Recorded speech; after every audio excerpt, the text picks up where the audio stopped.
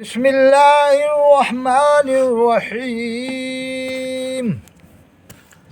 آج کی ویڈیو بنا رہے ہیں قرآن کریم کی فضیلت کے اوپر، اور اس میں قرآن کا نام انشاءاللہ کوشش کریں گے کہ 20 بار آئے، 15 یا 18 منٹ کے اندر ہو جائے، جس میں 20 بار قرآن کا نام آ جائے گا انشاءاللہ۔ سب سے پہلے شروع کرتے ہیں قرآن کی آیت سے۔ اللہ فرماتا ہے وَنَزَّلْنَا عَلَيْكَ الْكِتَابَ تِبْيَانًا لِكُلِّ شَيْءٍ۔ اللہ فرماتا ہے ہم نے قرآن نازل کیا تِبْيَانًا لِكُلِّ شَيْءٍ، اس میں ہر چیز کا واضح بیان کر دیا، ہر چیز کا۔ اللہ فرماتا ہے ہر چیز کا۔ اب دوسری جگہ اللہ فرماتا ہے أَفَلَا يَتَدَبَّرُونَ الْقُرْآنَ، کیا وہ قرآن میں غور نہیں کرتے؟ قرآن میں غور نہیں کرتے۔ پڑھنے کے بارے میں نہیں فرمایا، غور کرنے کے بارے میں۔ یہ نہیں فرمایا کہ افلا یقرؤون القرآن، کیا وہ قرآن نہیں پڑھتے، بلکہ فرمایا افلا یتدبرون القرآن، کیا وہ قرآن میں غور نہیں کرتے۔ ام علی قلوب اقفالها، یا ان کے دلوں پر تالے لگ رہے ہیں۔ مطلب دلوں کے تالے جب ہی کھلیں گے جب ہم قرآن میں غور کریں گے، اس کو سمجھیں گے۔ اور ایک اور آیت میں اللہ فرماتا ہے جس میں قرآن کا نام ہے، میں وہ آیت تلاوت کرتا ہوں۔ وَإِذَا قُرِئَ الْقُرْآنُ فَاسْتَمِعُوا لَهُ وَأَنصِتُوا، جب قرآن پڑھا جائے تو اللہ فرماتا ہے اس کو دھیان سے سنو، وَأَنصِتُوا، خاموش ہو جاؤ، لَعَلَّكُمْ تُرْحَمُونَ، کہ اللہ تعالیٰ تم پر رحم فرمائے۔ اب ایک اور آیت میں قرآن کا نام آ رہا ہے، وہ آیت پڑھتا ہوں۔ لو انزلنا هذا القرآن على جبل، اللہ فرماتا اگر ہم اس قرآن کو پہاڑ پر نازل کرتے، علی جبل، پہاڑ پر، لرأيته خاشعا متصدعا من خشیۃ اللہ، تو آپ دیکھتے کہ وہ پہاڑ اللہ کے ڈر سے ریزہ ریزہ ہو جاتا، ٹکڑے ٹکڑے ہو جاتا۔ یہ آیت جو ہے پتھری کا علاج، پتھری کا علاج اس لیے ہے کہ اللہ فرماتا ہم اگر قرآن کو پہاڑ پر نازل کرتے تو آپ دیکھتے پہاڑ اللہ کے ڈر سے ریزہ ریزہ ہو جاتا ہے، تو پتھری تو ویسے ہی پانی ہو جائے گی ذرا سی، اگر اس آیت کو لکھ کر پڑھا دی جائے، لیکن یقین سے پیے تو پتھری تو ویسے ہی پانی ہو کے نکل جائے گی۔ جب پہاڑ ریزہ ریزہ ہو سکتا ہے تو پتھری تو ویسے ہی پانی ہو جائے گی۔ اب میں ایک اور آیت پڑھتا ہوں قرآن کریم کی، سب سے شروعات جہاں سے ہوتی ہے۔ الف لام میم ذالک الکتاب لا ریب فی، اللہ فرماتا ہے یہ وہ کتاب ہے جس میں کوئی شک نہیں۔ ذالک الکتاب لا ریب فی، یہ وہ کتاب ہے جس میں کوئی شک نہیں۔ تو قرآن کریم کے بارے میں ایک حدیث پاک میں پڑھ دیتا ہوں، پہلے چھوٹی حدیث سنو قرآن کے بارے میں۔ اللہ کے رسول فرماتے صلی اللہ علیہ وسلم خیرکم من تعلم القرآن وعلمہ، تم میں بہتر وہ ہے جو قرآن کو سیکھے اور سکھائے۔ دوسری حدیث ہے اللہ کے رسول فرماتے ہیں اقرأوا القرآن بلحون العرب، قرآن ایسے پڑھو جیسے عرب کے لوگ پڑھتے ہیں۔ تو عرب والوں کی نقل کا حضور نے حکم دیا ہے کہ جیسے عرب والے پڑھتے ہیں، تو عرب والے اعلیٰ درجے کے پڑھنے والے قرآن کریم کے حضور نے نقل کا حکم دیا کہ جیسے عرب والے پڑھتے ہیں ایسے قرآن پڑھو۔ اقرأوا القرآن، قرآن پڑھو بلحون العرب، عرب کی لہن میں جیسے عرب والے پڑھتے ہیں۔ تو دنیا اسلام، پوری دنیا کے لوگ عرب کے امام کی نقل کرتے ہیں، یعنی سنتے ہیں، پسند بھی کرتے ہیں، نقل بھی کرتے ہیں بہت سے۔ جیسے امام کعبہ جب نماز پڑھاتا ہے تو جب وہ قرآن پڑھتے ہیں تو بعض وقت ایسا ہی بتایا کہ رونے لگ جاتے ہیں، ہچکیاں بن جاتی ہیں۔ مدینہ شریف کا جب امام نماز پڑھاتا ہے تو لوگ باغوں کا پورا ذہن ادھر ہی ہو جاتا ہے قرآن سننے کے لیے۔ اب ایک خاص بات بتاتا ہوں امام کعبہ اور مسجد نبوی کے امام کی، امام حرمین کی۔ آپ کی عمر کتنی ہو گئی؟ ان کی عمر 50 سال، میری بھی عمر لگ بھگ 52، ان کی عمر 58 سال کی عمر ہو گئی۔ اچھا یہ بتاؤ 58 سال کی آپ عمر ہو گئی، 18 سال میں ہوش رہتا آدمی کا، 20 سال میں، 18 میں، کبھی 40 سال یا 38 سال میں ہندوستان کے لاکھوں حاجی گئے، کسی حاجی نے بتایا کہ آج امام اس رکعت میں بھول گیا تھا، یا فجر میں بھول گیا تھا، ظہر میں بھول گیا تھا، یا سجدہ سہو کرنا پڑا، کبھی سنا آپ نے؟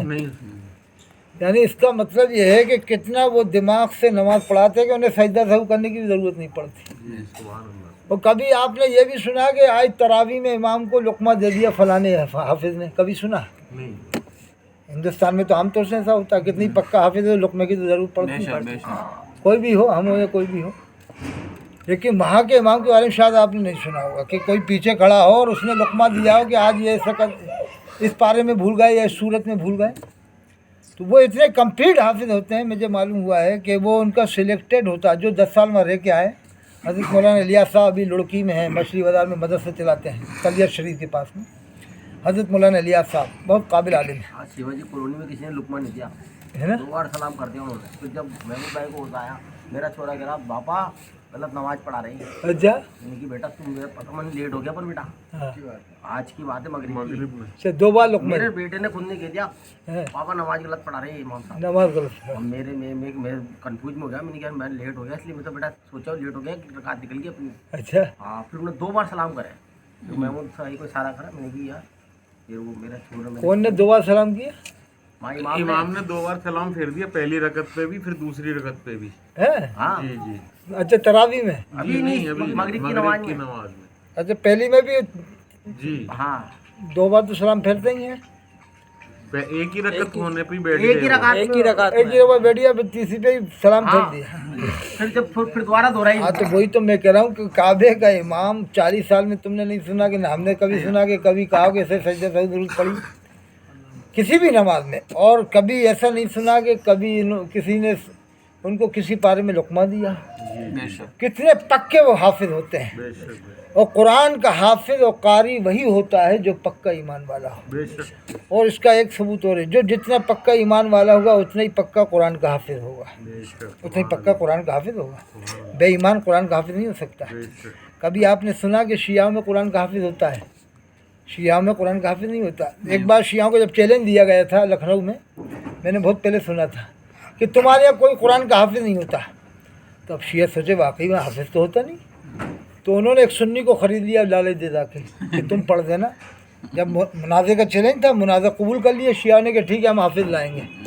तो उन्होंने सोचा हमारा तो नहीं, सुन्नी को ख़रीद लो। सुन्नी जो हाफिज था उसको ख़रीद लिया पैसा दे के कि तुम हमारी तरफ से पढ़ देना, यानी शिया स्टेज पे बैठ जाना। तो शिया स्टेज पे बैठ गया सुन्नी हाफिज जो पक्का हाफिज था। तो सुन्नियों ने कहा भाई सुनाइए आप लोगों को हाफिज हो तो बताइए। शिया लाए थे उस हाफिज को ख़रीद कि ये है हमारे हाफिज, कहाँ पढ़वाइए इनसे आप। तो जब वो सुन्नी ने से कहा पढ़िए आप, तो पढ़ ही नहीं पाया, भूल गया। इसलिए कि सहाबा किराम शान में वो गुस्ताखियाँ करने वाले थे, उनकी हिमायत में वो आया था। उस सहाबा का जिक्र कुरान में है।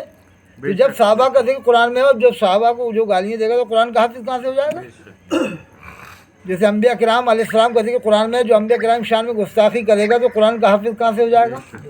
है तो जित कुरान में तो हर चीज़ का जिक्र है। तो जब उसका ईमानी उस बातों पर नहीं होगा तो कुरान का हाफिज कैसे हो जाएगा?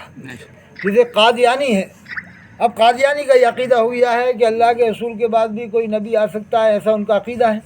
तो उनमें भी कोई कुरान का हाफिज नहीं है, क्यों कुरान में अल्लाह फरमाता है वलाकिन रसूल अल्लाह व खातमुन नबीन, कि अल्लाह के रसूल आखिरी नबी हैं। अब इस आयत से हटकर उनका अक़ीदा है तो फिर कुरान का हाफिज कैसे हो जाएंगे कादियानी? मैंने अलवर्ड चैलेंज दिया है, एक बार नहीं कई बार अलवर्ड यूट्यूब में चैलेंज डाला है 88 152 53 598 नंबर देकर कि अलवर्ड मेरा चैलेंज है पूरी दुनिया में। बहुत से कहते हैं हम ले आएंगे कुरान का हाफिज। मैं क्या लाओ 2 लाख रुपये लो, मैं क्या हम खुद सुनेंगे ना, हम लाओ 2 लाख रुपये लो, ले आओ कहीं से भी जाओ। जो अगर बेईमान काफिर कुरान का हाफिज हो सकता है, मेरी बहस होती है कि नहीं कुरान का हाफिज काफिर हो सकता है। एक बरेली के बड़े मशहूर आलिम थे, वो भी कह रहे कि नहीं शियाओं में हाफिज होते हैं। काजी शहीद आलम बरेली में वो कह रहे शियाओं में हाफिज होते हैं। तो भाई ये कह रहे कुरान के हाफिज काफिर भी होते हैं। अरे काफिर कहाँ हाफिज हो रहे हैं? कौन से उनके अंदर मदरसे चल रहे हैं कि वो कुरान के हाफिज होते हैं? अगर है तो ले आओ, हम तो 2 लाख रुपये देने को तैयार हैं, मगर हम सुनेंगे तो सही उसका पहले कि कैसा वो हाफिज साहब है कि काफिरों में कुरान के हाफिज हो रहा है। थोड़ा बहुत याद हो सकता है, लेकिन नहीं 2-4 सूरतें 2-4 आयतें, हाफिज होना बहुत बड़ी बात है। और वो भी सही से नहीं पढ़ पाएगा। अगर 2-4 सूरतें भी याद करेगा तो अदायगी सही नहीं कर पाएगा। तो मैंने अलवर्ड चैलेंज दिया है कि काफिर 1400 साल में कुरान का ना हाफिज हुआ है ना क़यामत तक होगा। जिसका इस्लाम से कनेक्शन ख़त्म हो गया और हद कुफ्र पर जिसका अक़ीदा पहुंच चुका है, वो कुरान का हाफिज ना हुआ है ना होगा। अब जितने भी हाफिज हमें मिलेंगे हर तबके में मिलेंगे तो वो ईमान के दायरे में है। अब भले ही वो थोड़ा बहुत कमी हो ईमान के हिसाब से, वो अलग बात है, लेकिन ईमान के अंदर है, इस्लाम के अंदर है। अब हम ईमान में तो कमी आती रहती हो तो शुरू से ही दौर चला रहा है। لیکن شیعوں میں حافظ نہیں ہوتا، کافروں میں نہیں ہوتا، یہودیوں میں نہیں ہوتا، مجوسیوں میں نہیں ہوتا، عیسائیوں میں نہیں ہوتا، نہ ہوا ہے۔ اگر آج بھی پوری دنیا میں کوئی یہودی 10 پارے کا حافظ بھی ہوتا، کتنے پارے کا؟ 10 پارے پوری دنیا میں کہیں بھی آل ورلڈ، امریکہ میں ہوتا ہے، فرانس، جرمنی میں، تو یوٹیوب کے ذریعے معلوم ہو جاتا کہ نہیں ہوتا؟ آج تو یہ اتنا آسان ہو گیا کہ امریکہ میں 10 پارے یہودی یاد کر لیتا ہے، وہ بتا دیتے کہ صاحب یہ امریکہ کا یہودی ہے، 10 پارے یاد کر رکھے ہیں اس نے۔ ہوتا کہ نہیں ایسا؟ ایک پارہ بھی ابھی امریکہ کے یہودیوں کو یاد نہیں ہے۔ ہاں وہ عالم بناتے ہیں چھپ چھپا کے، کچھ ایسے یہودیوں میں مشن ہے، عیسائیوں میں، لیکن عالم بھی ایسے نہیں بنتے جیسے مسلمانوں میں عالم ہوتے ہیں۔ کورے عالم بنا دیتے ہیں، تھوڑا بہت پڑھا دیتے ہیں، حدیث بھی پڑھا دیتے ہیں، لیکن حافظ نہیں ہو سکتے۔ عالم تو وہ ہو جاتے ہیں، تھوڑی بہت دین کی جانکاری رکھ لیتے ہیں، عالم ہو جاتے ہیں، لیکن وہ بھی کورے ظاہری عالم ہوتے ہیں، باطنی نہیں۔ اللہ تعالیٰ علم کا نور انہی کو دیتا ہے جو ایمان والے عالم ہوتے ہیں، کیونکہ علم کے بارے میں آیا ان العلم نور من الہ، بے شک علم اللہ کی جانب سے ایک نور ہے، وَالنُّورُ لَا يُؤْتَى لِلْعَاصِيِّ، اور یہ نور، علم کا نور، گناہ گاروں کو نہیں دیا جاتا ہے۔ تو عیسائیوں میں ایک مشن چلا تھا کہ عالم بناتے تھے، لیکن حافظ نہیں بنا سکتے۔ وہ حافظ صرف ایمان والا ہوگا۔ کون ہوگا؟ صرف ایمان والا ہوگا۔ تو میں یہی بات کہہ رہا تھا کہ اگر پوری دنیا میں کہیں بھی 10 پارے کا بھی آج حافظ ہوتا تو اس کا یوٹیوب کے ذریعے معلوم ہو جاتا۔ ارے 10 پارے تو بہت بڑی بات ہے۔ ابھی ایک غیر مسلم نے گجرات کا کہیں کا علم ترا صورت یاد کر لی، علم ترا لیلا، تو اس کا یوٹیوب میں آتا ہے۔ خالی غیر مسلم ہونے کی وجہ سے کہ دیکھو غیر مسلم کو علم ترا یاد ہے، ترجمہ بتا رہا، تو 1-2 صورتیں آنے سے یوٹیوب میں آئی ہے، تو اگر ایک پارہ یاد ہو جائے گا ہندوستان میں کسی کو تو اس کا تو دھوم مچ جائے گی، صاحب فلاں جگہ غیر مسلم میں ایک پارہ یاد ہے۔ قرآن تو حافظ ہونا بہت بڑی بات ہے، تو صاحب ایمان کو اللہ تعالیٰ نصیحت دولت دیتا ہے۔ تو میں ایک بات وہ بتا رہا تھا آپ کو کہ جیسا قرآن عرب کے امام پڑھتے ہیں ایسا دنیا میں کوئی بھی نہیں پڑھتا ہے، جیسے مدینہ شریف کا امام پڑھتا ہے ایسا دنیا میں کوئی نہیں پڑھتا، اور اللہ کے رسول نے ان کی نقل کا حکم دیا ہے کہ جیسے عرب کے لوگ پڑھتے ہیں قرآن ایسے قرآن پڑھو۔ اور اللہ کے رسول صلی اللہ علیہ وسلم نے فرمایا نصرت بالرعب مسیرۃ الشہر، کہ اللہ نے میری روب کے ذریعے سے مدد فرمائی 1 مہینے کی مسافت کی دوری تک، یعنی 1 مہینے کی مسافت کی دوری تک جہاں تک آدمی پہنچ سکتا ہے، اللہ کے رسول صلی اللہ علیہ وسلم کا روب اتنے دور تک رہتا تھا، اللہ نے یہ روب عطا فرمایا تھا۔ تو یاد رکھو مسجد نبوی کا امام بالکل قریب میں نماز پڑھاتا ہے، اللہ کے رسول صلی اللہ علیہ وسلم کا روزہ بالکل قریب میں ہے، بالکل مسجد نبوی کا امام کھڑا ہوتا ہے۔ تو اگر کوئی بد عقیدہ ایسا امام اگر آ بھی گیا نا تو آٹومیٹک گر جائے گا، وہاں پر کھڑا ہونے کے بعد ہی گر جائے گا۔ تو اللہ تعالیٰ اس مسئلے پہ اسی کو موقع عطا فرماتا ہے، وہ دولت عطا فرماتا ہے جو صاحب ایمان اور بہت بڑے مرتبے والا، پوری دنیا کا آدمی عالم، قاری، حافظ نماز پڑھتا ہے، پوری دنیا کا قاری، اور پوری دنیا کا قاری جاتا ہے، انڈیا کا نہیں، پوری دنیا کا قاری، جو وہ بھی یہ نہیں کہتا کہ اس امام نے یہ آیت غلط پڑھی، وہ بھی یہ نہیں کہتا، آج تک نہیں سنا ہوگا آپ نے۔ پوری دنیا کے قاری، ہزاروں قاری نماز پڑھتے ہیں، دنیا کے 50,000 عالم ایک ساتھ نماز پڑھتے ہیں، یعنی 50 لاکھ میں سمجھ لو 1% مانے عالم قاری تو 50,000 عالم قاری ہو جاتے ہیں، کوئی غلطی نہیں نکال سکتا ان کی۔ اب سنو بس 2-4 منٹ اور۔ اللہ کے رسول صلی اللہ علیہ وسلم فرماتے ہیں خیرکم من تعلم القرآن وعلمہ، تم میں بہتر وہ ہے جو قرآن کو سیکھے اور سکھائے۔ اب میں 1-2 آیتیں اور بتاتا ہوں۔ اللہ فرماتا ہے قل لئن اجتمعت الانس والجن لا یاتوا بمثل هذا القرآن، اللہ فرماتا ہے تمام انسان، تمام جنات جمع ہو جائیں، الا ان یاتوا بمثل هذا القرآن، وہ قرآن کے مثل لے آئیں اگر ان کے اندر اتنی طاقت ہو۔ پھر دوسری آیت میں اللہ فرماتا ہے، اس آیت میں تو یہ فرمایا قرآن کے مثل لے آئیں، ایک آیت میں فرماتا ہے کہ تمام انسان جنات ہی نہیں بلکہ اللہ فرماتا ہے فاتو بصورۃ من مثلہ، قرآن کے مثل تو کیا لائیں گے، فاتو لے آئیں بصورۃ من مثلہ، قرآن کے مثل ایک صورت لے آئیں۔ پھر فرماتا ہے وَادْعُوا شُهَدَاءَكُمْ، فرماتا بلا لیں شہداءکم، اپنے گواہوں کو، اپنے مددگاروں کو، من دون اللہ، فرماتا مجھے چھوڑ کے، اللہ فرماتا میرے علاوہ جتنوں کو چاہے پوری دنیا سے بلا لیں، اور قرآن کے مثل تو کیا لائیں گے، ایک صورت لے آئیں۔ تو یہ اللہ تعالیٰ نے فرمایا 2 بار الگ الگ۔ تو اس سے اندازہ لگا قرآن کی عظمت کتنی زبردست ہے۔ تو اللہ نے اس کو نازل فرمایا 23 سال میں، تو اس لیے ہمیں اس کو سمجھ کے پڑھنا کا حکم ہے کہ سمجھ کے پڑھنا چاہیے، اور جتنا ہم سمجھ کے پڑھیں گے اتنا ہی ہم کو زیادہ لطف آئے گا۔ اور قرآن کا ایک معجزہ یہ بھی ہے کہ آپ لاکھ حافظ ہو، میں بھی حافظ ہوں الحمدللہ، یہ بھی حافظ ہیں، ہم لاکھ بار قرآن پڑھ لیں، ہمیں حافظ ہیں پکا یاد ہے، کتنے ہی ہمیں پکا یاد ہو، لیکن جب بھی ہم کوئی بہت سی آیتیں ایسی پڑھیں گے تو ہمیں ایسا لگے گا کہ ابھی ہم آج ہی پڑھ رہے ہیں، یہ بھی ایک قرآن کا معجزہ ہے. آپ 1,00,000 بار پڑھ لو قرآن کو، لیکن کبھی وہ آپ کو بہت سی آیتوں میں ایسا لگے گا کہ جیسے ابھی پڑھی ہم نے، یہ ابھی حل پڑھا ہے. اب میں آخری آیت کا بتا کے دعا کرتے ہیں. قرآن کی ایک آیت کے بارے میں، انگریز جو ایمان لا رہے ہیں نا فرانس میں، جرمنی میں، ہمیں دیکھ کے نہیں لا رہا، وہ قرآن کا ترجمہ، ٹرانسلیشن، ڈیٹیل، تفسیر سب انگلش زبان میں، فرانسی میں، جرمنی میں، کئی زبانوں میں جا چکی ہے اب، کیونکہ اب عالم جانکار بہت ہو گئے. اب میں ایک آیت بتاتا ہوں، سمجھ لینا پھر آپ. اللہ فرماتا ہے وَأَوْحَىٰ رَبُّكَ إِلَى النَّحْلِ أَنِ اتَّخِذِي مِنَ الْجِبَالِ بُيُوتًا. اللہ فرماتا ہے کہ ہم نے شہد کی مکھی کے دل میں، شہد کی مکھی کے اندر بات ڈالی. وَأَوْحَىٰ رَبُّكَ، اس کے اندر الہام کیا. وَأَوْحَىٰ رَبُّكَ إِلَى النَّحْلِ، یا اوحا کے معنی الہام کے ہیں، کیونکہ وہی تو نبیوں کے اوپر ہی آتی ہے. کیونکہ یہ اوحا کا لفظ ہے نبی کے، اگر یہی آیت نبی سے متعلق ہو تو پھر وہی کے معنوں میں ہوگا. جیسے قرآن میں ایک اور آیت ہے اللہ کے رسول کے بارے میں، ما ينطق عن الهوى ان هو الا وحی یوحی. تو یہاں اوحا یہ شہد کی مکھی کے بارے میں، تو یہاں الہام کے بارے میں ہوگا، یعنی بات ڈالی. وَأَوْحَىٰ رَبُّكَ إِلَى النَّحْلِ، اللہ نے شہد کی مکھی کے اندر بات ڈالی. أَنِ اتَّخِذِي مِنَ الْجِبَالِ بُيُوتًا، شہد کی مکھی کو حکم دیا اس آیت میں. أَنِ اتَّخِذِي مِنَ الْجِبَالِ بُيُوتًا، تو بنا اپنے گھروں کو. أَنِ اتَّخِذِي مِنَ الْجِبَالِ بُيُوتًا، یعنی پہاڑوں میں تو اپنے گھر بنا. وَمِنَ الشَّجَرِ، دوسرا حکم دیا درختوں میں گھر بنا. وَإِمَّا يَعْرِشُونَ، اور تیسرا حکم دیا جہاں لوگ رہتے ہیں وہاں اپنا گھر بنا. 3 حکم دیے اللہ نے ایک ساتھ. پہلا حکم دیا پہاڑوں میں گھر بنا، دوسرا حکم دیا درختوں میں گھر بنا، تیسرا حکم دیا جہاں لوگ رہتے ہیں وہاں گھر بنا. پھر ایک حکم کھانے کا دیا، یہ تو گھر بنانے کا حکم دیا 3 الگ الگ جگہوں پر، اور دوسرا حکم کھانے کا دیا. ثُمَّ کُلِی مِن کُلِّ الثَّمَرَاتِ، اللہ نے فرمایا پھر تو کھا. ثُمَّ کُلِی، تو کھا، مِن کُلِّ الثَّمَرَاتِ، تمام پھلوں میں سے، یعنی ثمر سنگولر ہے، ثمرات پلورل ہے. من کل ثمرات، تمام پھولوں میں سے، تمام پھلوں میں سے کھا. یہ دوسرا حکم کھانے کا دیا. تو انگریز جو ایمان لا رہا ہے نا، وہ قرآن کی ایک ایک آیت کو سمجھ رہا ہے اور پڑھ رہا ہے. تو وہ جب اس آیت پہ آتا ہے، ڈیٹیل تفسیر پڑھتا ہے، غور کرتا ہے کہ اللہ نے فرمایا شہد کی مکھی 1 انچ کی مکھی ہوتی ہے، اس سے 1400 سال پہلے فرمایا. قرآن تو حضور پہ نازل ہوا نا، تو اللہ نے کتنے پہلے شہد کی مکھی سے فرمایا کہ اپنے گھر درختوں میں بنا. تو وہ دماغدار ہوتا ہے کہ اتنی سی مکھی کو اللہ نے حکم دیا تھا اتنے سال پہلے، سینکڑوں سال پہلے، اور آج بھی وہ اس پر عمل کر رہی ہے کہ جیسا اللہ نے کہا کہ درختوں میں گھر بنا، درختوں میں اس کے چھتے ہوتے ہیں، پہاڑوں میں بھی چھتے ہوتے ہیں، جہاں لوگ رہتے ہیں وہاں بھی دیکھا ہوگا ان کے چھتے ہوتے ہیں. کہ یہ 3 جگہ کا اللہ نے حکم دیا، تینوں جگہ پر یہ عمل کر رہی ہے 1 انچ کی مکھی. اور اللہ نے دوسرا حکم دیا تمام پھولوں میں سے کھاؤ. تو یہ خالی گلاب کا رس نہیں چوستی، چمیلی کا نہیں، موگرے کا نہیں، اور بیلا کا نہیں، سارے جتنے بھی پھول ہوتے ہیں سب کا رس چوس کے لاتی ہے.